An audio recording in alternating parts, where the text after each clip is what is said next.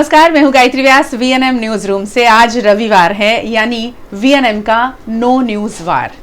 आज 6 सितंबर और 6 सितंबर 2018 से 6 सितंबर का दिन एलजीबीटी समुदाय के लिए खास दिवस बन गया है।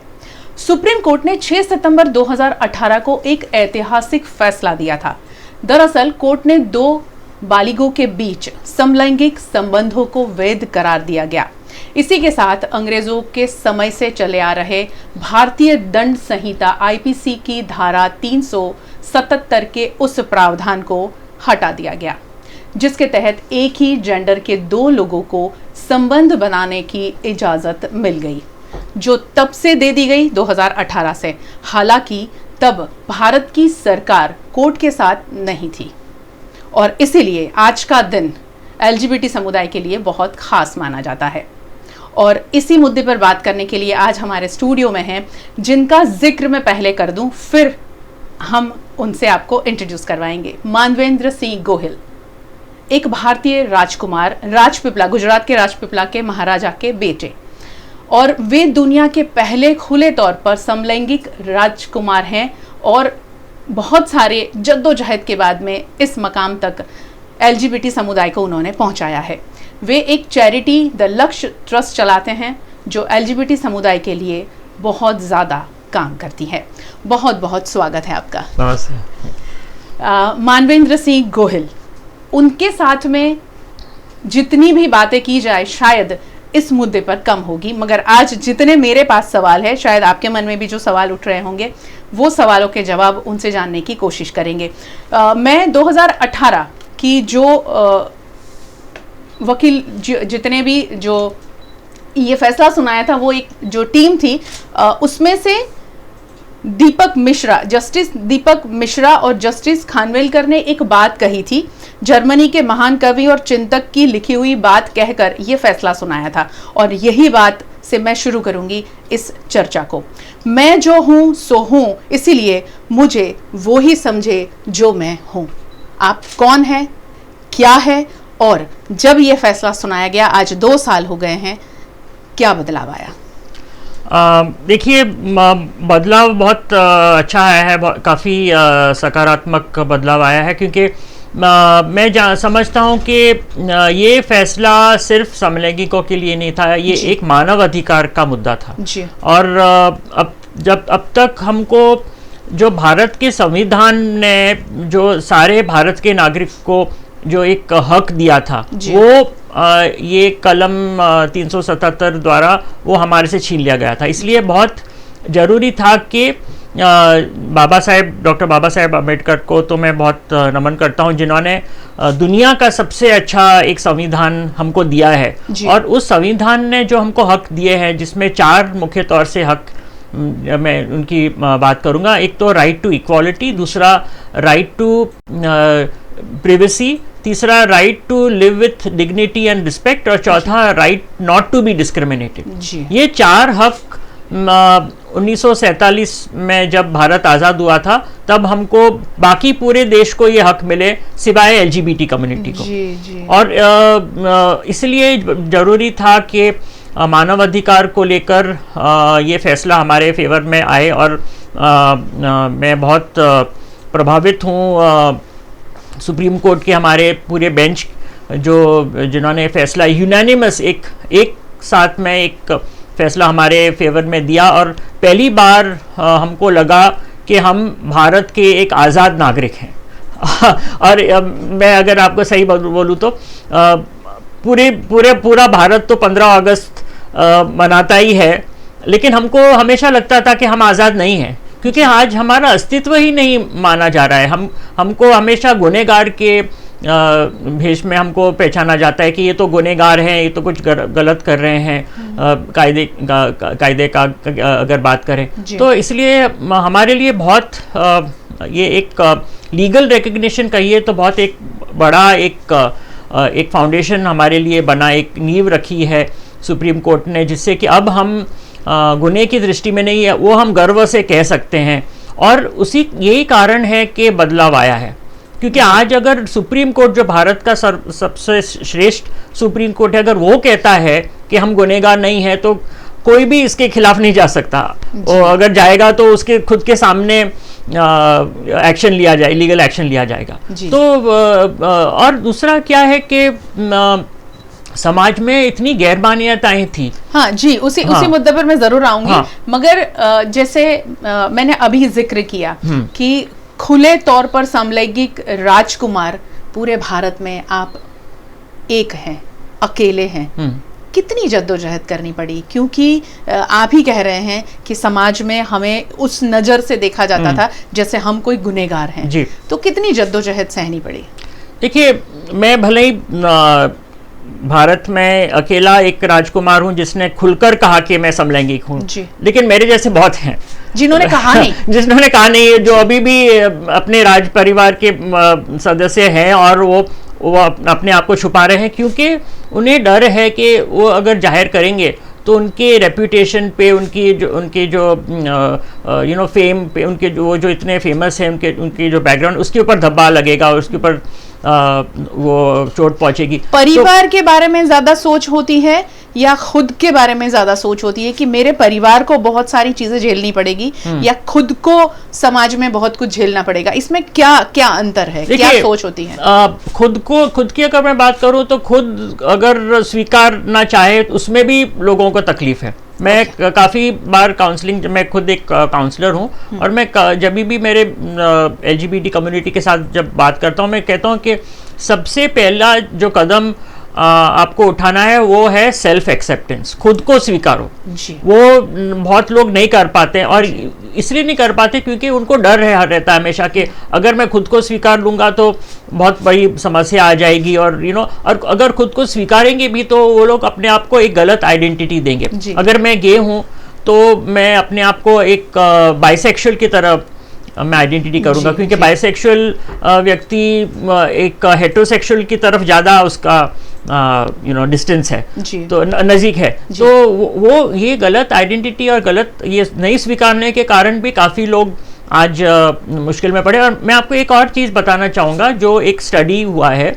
उसका एक रिपोर्ट है। एक अभी मुझे यूनिवर्सिटी का नाम याद नहीं है, शायद हार्वर्ड यूनिवर्सिटी ने किया था। ये भी देखा गया है कि ज़्यादातर होमोफोबिया जो होता है, जो एक घृणा होती है हम जैसे लोगों की तरफ, वो ज़्यादातर होमोफोबिया गे समुदाय के लोग फैलाते हैं। ओह माय गॉड, समाज में हमारे जैसे जो लोग हैं उनसे ज्यादा आपके समाज के लोग। बिल्कुल, और इसके पीछे कारण भी बताया है कि क्यों ये समुदाय के, क्योंकि ये मैं फिर से यही मुद्दे पे आ रहा हूँ, एक्सेप्टेंस।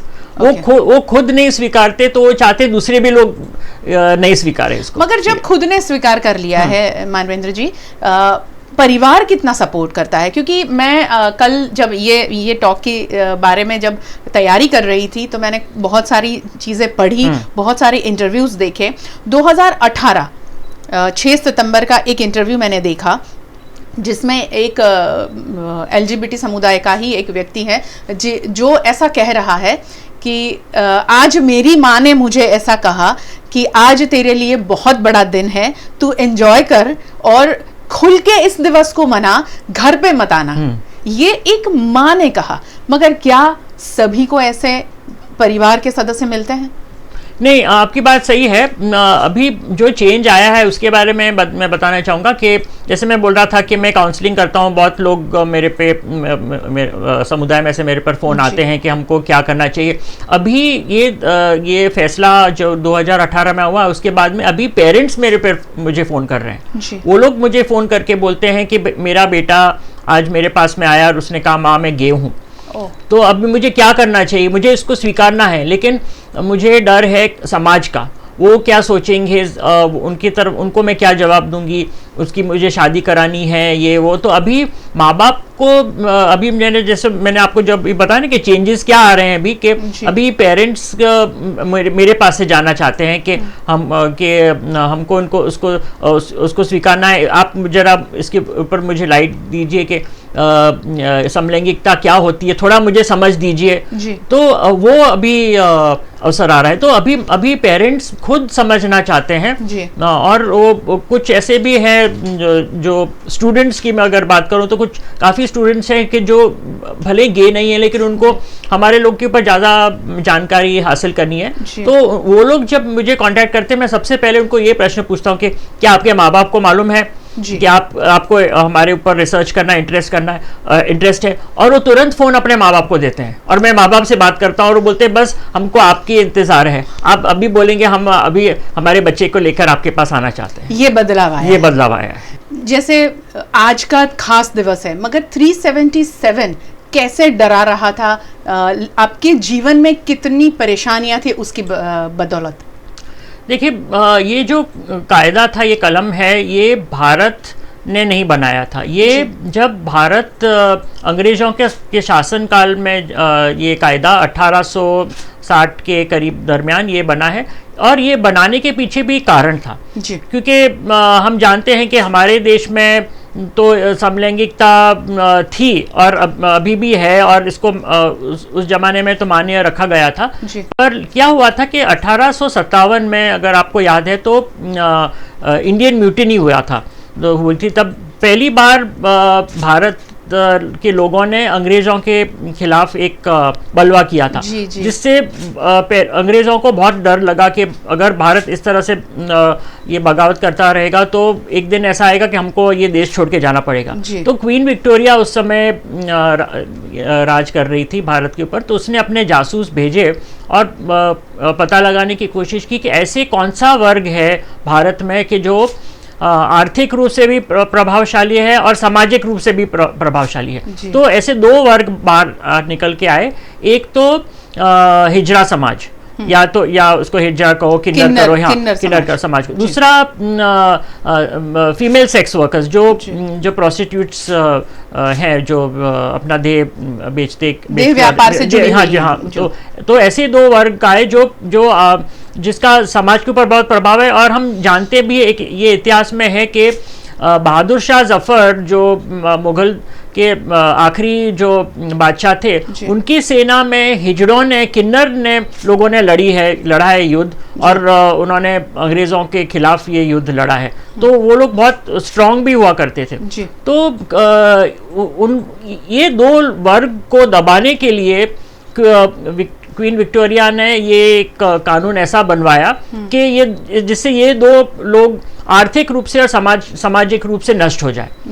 अगर आप कायदा पढ़ेंगे तो उसमें साफ साफ लिखा है कि कोई भी जात का अकुदरती सेक्सुअल संभोग जो एक पुरुष और एक स्त्री और उसमें जानवर भी जोड़ा गया है, जिसके साथ हो रहा है, जो जिसके सेक्सुअल संभोग से प्रकृत या ये प्रोक्रिएशन नहीं हो रहा है, मतलब बच्चे की उत्पत्ति नहीं हो रही है, तो ऐसे तमाम सेक्सुअल एक्ट को एक गुनाह के नज़र में रखा जाएगा। इसका मतलब ये भी हुआ कि एक मैरिड मैन एंड वुमन, एक शादीशुदा औरत और स्त्री और एक पुरुष अगर सेक्स करते हैं तो बच्चे की उत्पत्ति होनी चाहिए उस सेक्स के द्वारा। अगर नहीं होता है तो दोनों पति पत्नी भी गुनहगार हैं। ये किसी को मालूम नहीं था इसके बारे में। जब भारत आज़ाद हुआ तब हमारा जो भारत का संविधान इतना मतलब इक्वालिटी को लेकर लिखा गया है, उसमें जो फंडामेंटल राइट्स दिए हैं उसमें साफ साफ लिखा है कि हर एक भारत के नागरिक को इक्वल हक मिलेंगे। और उसमें सेक्सुअलिटी के ऊपर भी लिखा गया है कि कोई भी वर्ग को इसमें बाहर नहीं रखा जाएगा, किसी के साथ भेदभाव नहीं रखा जाएगा।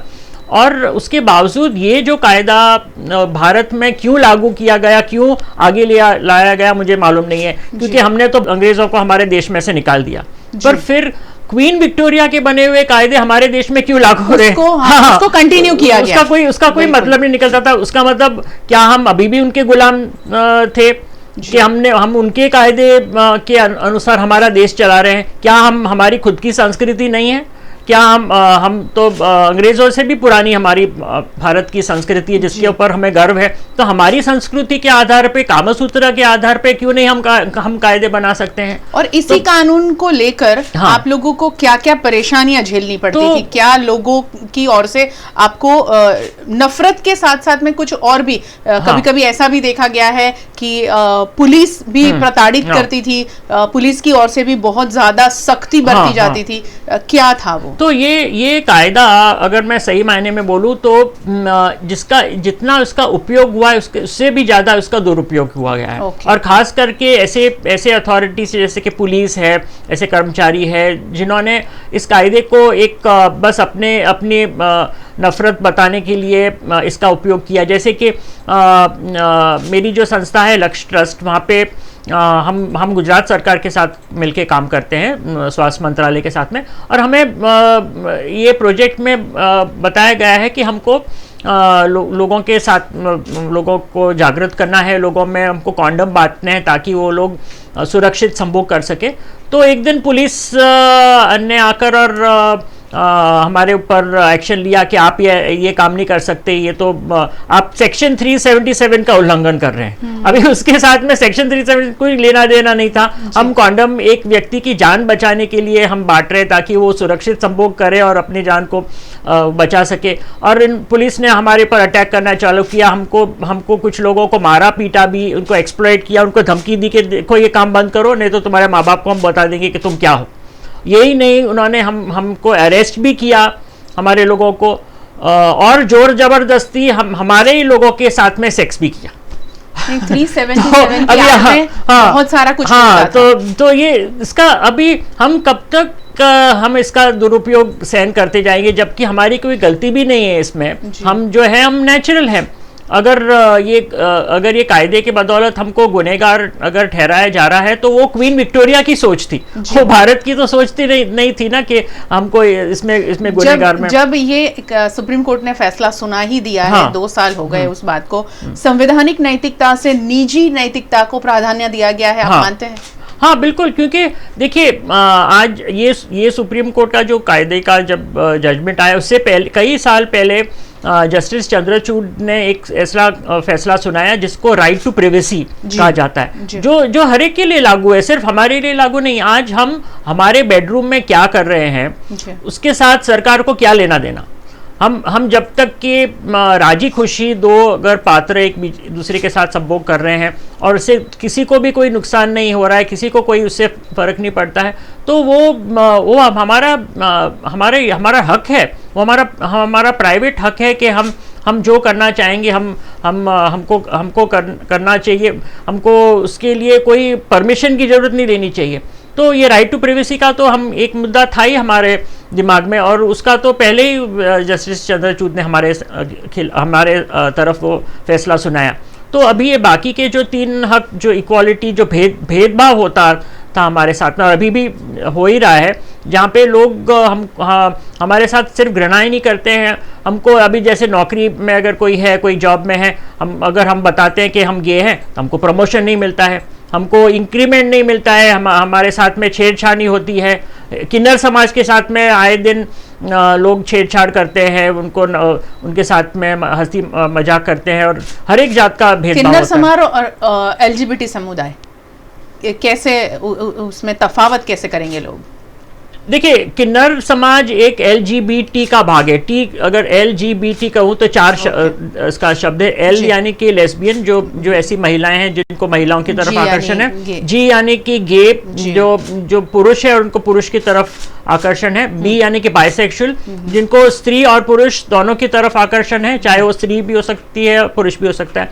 T यानी कि ट्रांसजेंडर एक अम्ब्रेला है जिसके नीचे ट्रांस वुमेन आते हैं, जो ऐसे हैं जिनका जन्म एक पुरुष के शरीर में हुआ है लेकिन वो एक स्त्री, मानसिक रूप से अपने आप को स्त्री मानते हैं। और उसके विपरीत ट्रांस मेन होते हैं जिसका जन्म एक इसमें उन्होंने जन्म लिया है स्त्री के शरीर में लेकिन वो अपने आप को पुरुष मानते हैं। और एक तीसरा ऐसा वर्ग है जो सिर्फ भारत में और कुछ आजू बाजू के देश में पाया गया है, जिसको हिजरा कहते हैं, किन्नर कहते हैं, व्यंढल कहते हैं, अलग अलग शब्द अलग अलग जगह में उसका, जो एक बहुत पुरानी परंपरा है और जिसको लेकर क्वीन विक्टोरिया ने ये कलम बनाया। जी। तो हम एक तरफ तो इसी समाज को हमारे घर पे न्योता देते हैं, बधाई के लिए, कोई बच्चे का जन्म होता है या कोई शादी होता है तब उनको, और दूसरी तरफ हम उन्हीं लोगों के साथ हम बदतमीजी करते हैं। तो ये क्या इसका क्या मायना रखेंगे हम? जी बिल्कुल, तो बिल्कुल सही बताया। हाँ। कि हमारे किसी भी शुभ प्रसंग में जब किन्नर समाज से कोई आता है तो बहुत शुभ माना जाता है और उनको भेंट सौगात दी जाती है, और उन्हीं की ओर से दिया गया एक रिटर्न दिया गया सिक्का उसे बहुत शुभ मानकर लोग अपने पास रखते हैं। तो ये समाज में बहुत ज्यादा अलग अलग सोच है, और उस सोच में ये सारी सोच को मिलाकर समाज को इक्वल बनाने की सुप्रीम कोर्ट की ये जो एक बहुत ही अच्छा फैसला था, वो आप लोगों के लिए शुभ साबित हो गया है। आपके पर्सनल लाइफ में, आपके साथ में जुड़े हुए जितने भी लोग हैं, उनकी पर्सनल लाइफ में क्या बदलाव आया ये 2018 के फैसले के बाद? हाँ, बहुत इंटरेस्टिंग है कि मेरे परिवार के कुछ लोग ऐसे भी हैं जो केवल मुझे गुनहगार की नज़र से नहीं देखते थे, लेकिन और भी बहुत उनको इश्यूज थे मेरे बारे में मुझे लेकर, और मुझे इनवाइट नहीं करते थे अपने प्राइवेट फंक्शंस में और जब से ये कायदा आया है अब लोग मुझे एक इंसान के रूप में देखने लगे हैं। और उसके पीछे एक बहुत इंटरेस्टिंग कारण ये भी है कि हमारे साथ में एक ऐसा एक शब्द मैं यूज़ करूँगा आज, जिसका नाम है पिंक इकोनॉमी। अब ये पिंक इकोनॉमी क्या है कि पिंक हमारा एक पसंदगी का कलर है। अगर हम हमारा लक्ष्य का जो चिन्ह देखेंगे उसमें भी पिंक ट्रायंगल है, क्योंकि पिंक हमको अच्छा लगता है कलर, इसलिए हम उसके साथ जुड़े हुए हैं। तो pink economy is nothing but अभी एक कायदा बदलने से कितने दुनिया भर में समलैंगिक पॉपुलेशन है जो भारत आना चाहती है और ये आज़ादी को वो अनुभव करना चाहती है, महसूस करना चाहती है कि आज हमें गर्व है भारत के फैसले ये सुप्रीम कोर्ट पे जिसने इतना बड़ा फैसला आज लिया है। तो अब लोग वो पिंक इकोनॉमी की वजह से मेरे साथ जुड़ना चाहते हैं जी। क्योंकि अगर वो मेरे साथ जुड़ेंगे तो उनको भी फायदा है ना इसमें। इसलिए मैं मजाक में उनके साथ मैं कई बार कहता हूँ पर मैं तो गुनहगार हूँ ना। नहीं, आप ऐसा क्यों बोलते हैं, आप गुनहगार हैं? आप तो आप भी एक इंसान हैं, आप हमारे जैसे इंसान है। क्योंकि अभी उनको पिंक इकोनॉमी पैसा नजर में आ रहा है ना उनको, कि अभी मेरे साथ में पैसा जुड़ा हुआ है। तो वो ये जरूर एक बड़ा बदलाव आया है। जब इसको अपनी परंपरा के साथ में जोड़ा जाता है तो परंपरा के खिलाफ है। हमारी परंपरा से ये नहीं आया है, ऐसा कहा जाता है। हाँ। ऐसा कहा जाता है, ऐसा कहा जाता था। हाँ। ये कहेंगे तो भी गलत नहीं होगा क्योंकि 2018 से सिनारियो चेंज हुआ है। मगर उसके बावजूद भी आज भी सुप्रीम कोर्ट के फैसले के बाद भी इसे हमारी परंपरा, हमारी संस्कृति के खिलाफ माना जाता है। तो क्या आपकी क्या सोच है, लोगों को क्या कन्विंस करेंगे कि ये हमारी परंपरा के खिलाफ नहीं है? देखिए, एक बहुत अच्छी बात ये हुई कि जब हम दिल्ली हाई कोर्ट का जजमेंट जीते और भारत सरकार ने भी सुप्रीम हाई कोर्ट को कह दिया था कि हम आपके जजमेंट से सहमत हैं। भले उस वक्त वो साथ में नहीं थे, मगर उसके अवेयरनेस के लिए सरकार बहुत कुछ करेगी, ये सरकार ने कहा था तब। लेकिन बहुत अच्छी बात ये हुई, और मैं हमेशा कहता हूँ कि जो हमारे साथ खराबी होता है ना उसको अच्छा ही समझना चाहिए। मैं बहुत पॉजिटिव। हाँ। तो इसमें पहली बार भारत के इतिहास में भारत के तमाम धर्मगुरु, आप जो रिलीजन का नाम लीजिए, सारे के सारे धर्म गुरु एक साथ इकट्ठा हुए। और पहली बार ऐसा भारत में हुआ, कभी नहीं। हम जानते हैं, आप और हम जानते हैं कि हम एक धर्म में भी हम लोग झगड़ते हैं तो एक दूसरे धर्म के साथ तो, और सारे के सारे धर्म गुरु हमारे खिलाफ उन्होंने अपील की सुप्रीम कोर्ट में, और ये कहने के लिए कि ये एक हमारी संस्कृति के खिलाफ है, यह एक मानसिक बीमारी है, यह रोग है, ये फलाना जो भी है।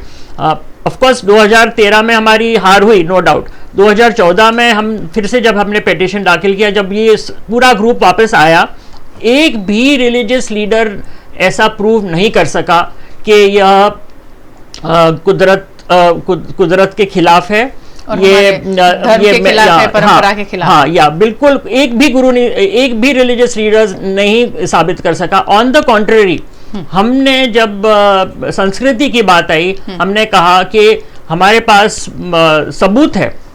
सबसे बड़ा सबूत हमारे पास में है कौन सा? कामसूत्र। भारत को मैं तो पूरी दुनिया में घूमा हूँ, बहुत अफसोस के साथ कहना पड़ता है कि भारत के सिवाय कामसूत्र पूरी दुनिया में फेमस है।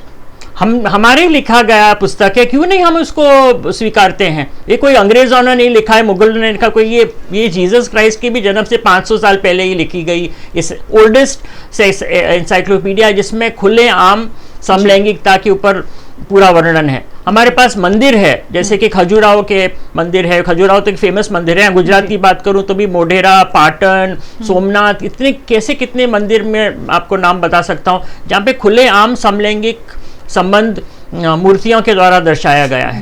तो ये कैसे ये हम कह सकते हैं कि ये हमारी संस्कृति के परंपरा के खिलाफ है। मैं तो उल्टा बोलूंगा कि वी हैव एक्सपोर्टेड दिस।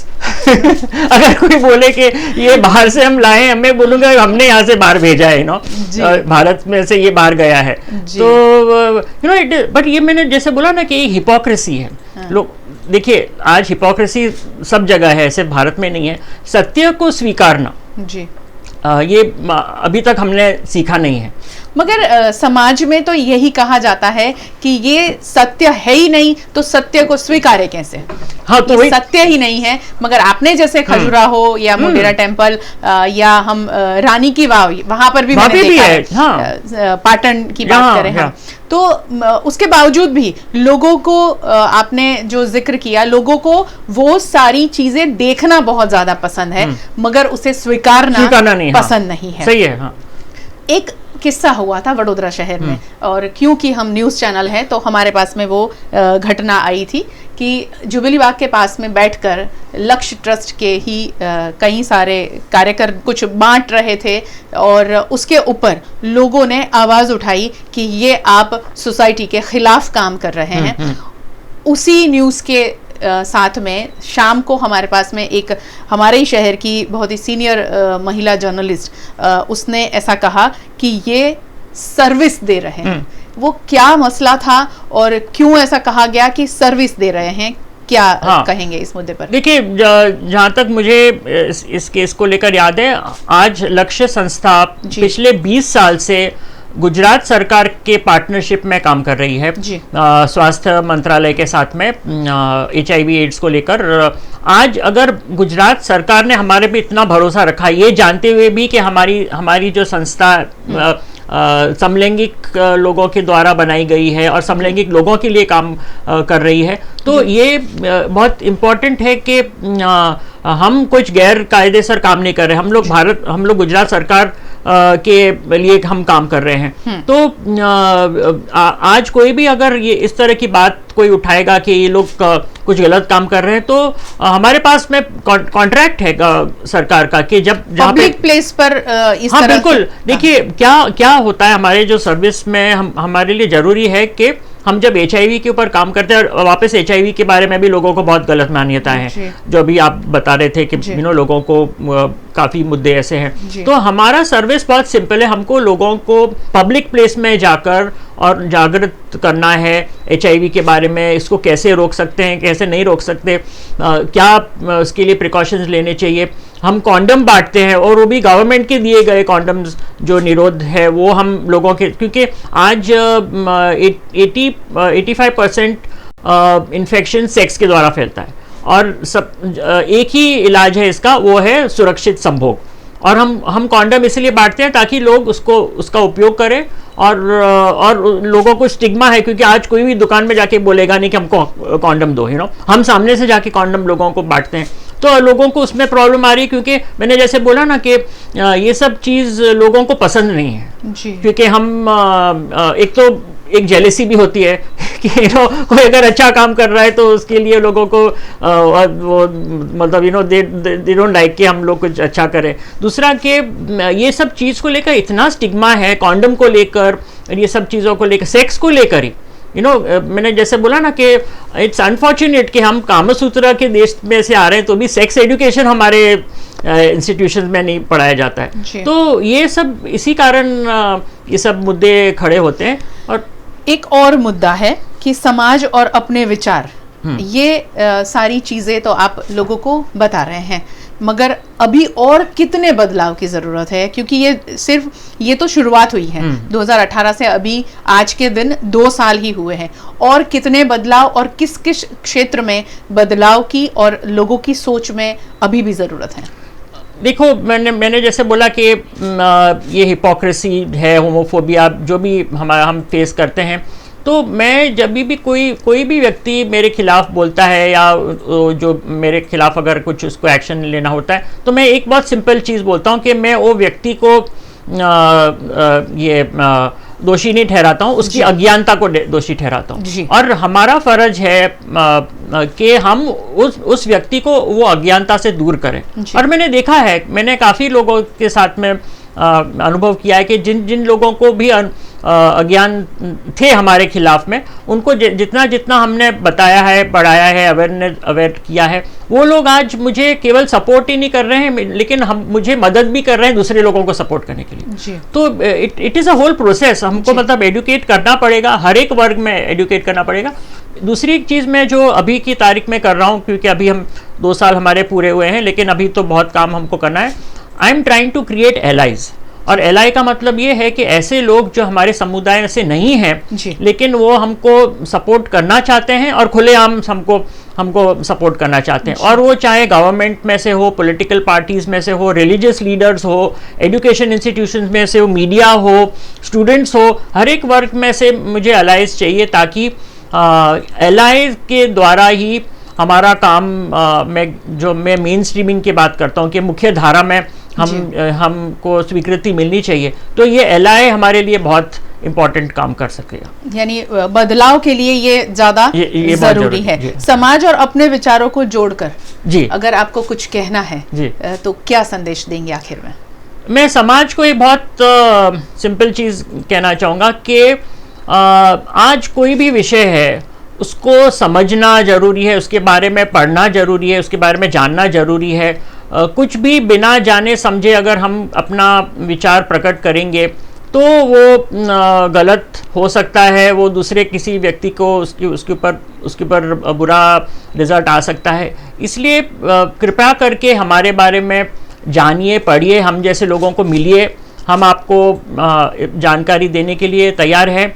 दूसरी कि जो व्यक्ति के बारे में आपको कुछ भी समझना है, उसके आप पैरों में जाके झांकिए कि वो व्यक्ति किस पीड़ा में गुजर रहा है, उसको क्या तकलीफ का सामना करना पड़ा है। अगर वो जानने की कोशिश करेंगे तो आप हमारे मुद्दे ज़्यादा अच्छे से समझ सकेंगे।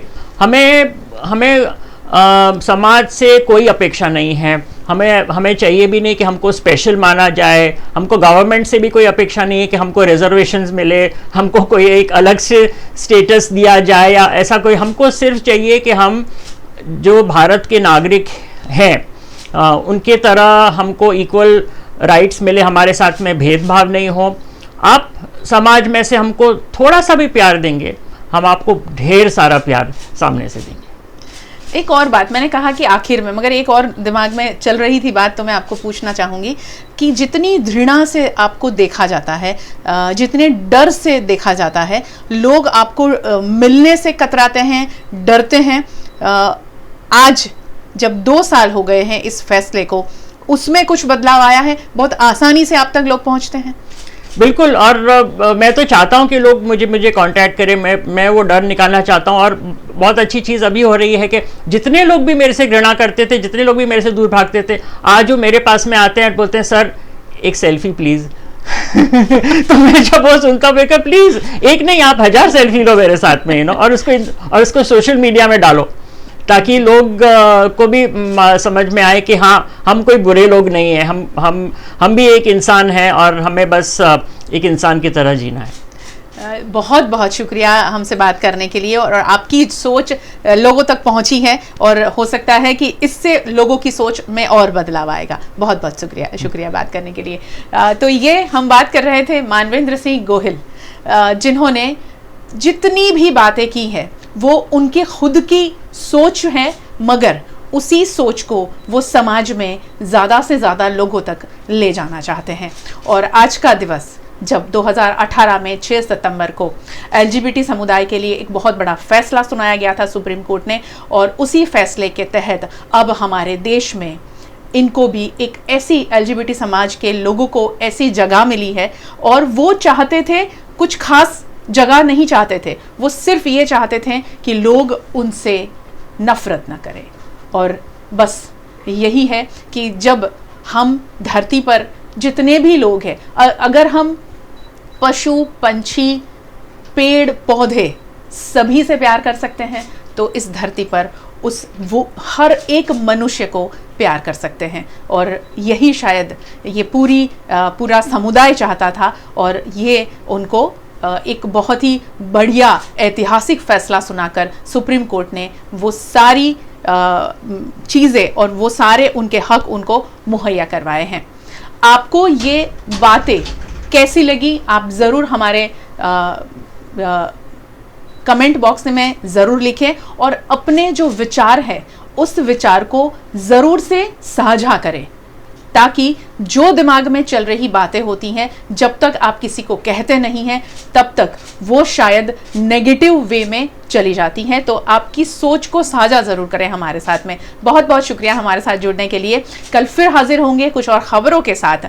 VNM TV की YouTube चैनल है और VNM TV के Facebook पेज के जरिए ये लाइव हमने आप तक पहुँचाया। VNM TV के YouTube चैनल को सब्सक्राइब करें और VNM TV फेसबुक पेज को लाइक करें, फॉलो करें और VNM TV के साथ में बने रहे, ताकि आप रहेंगे खबरों से अपडेट। नमस्कार।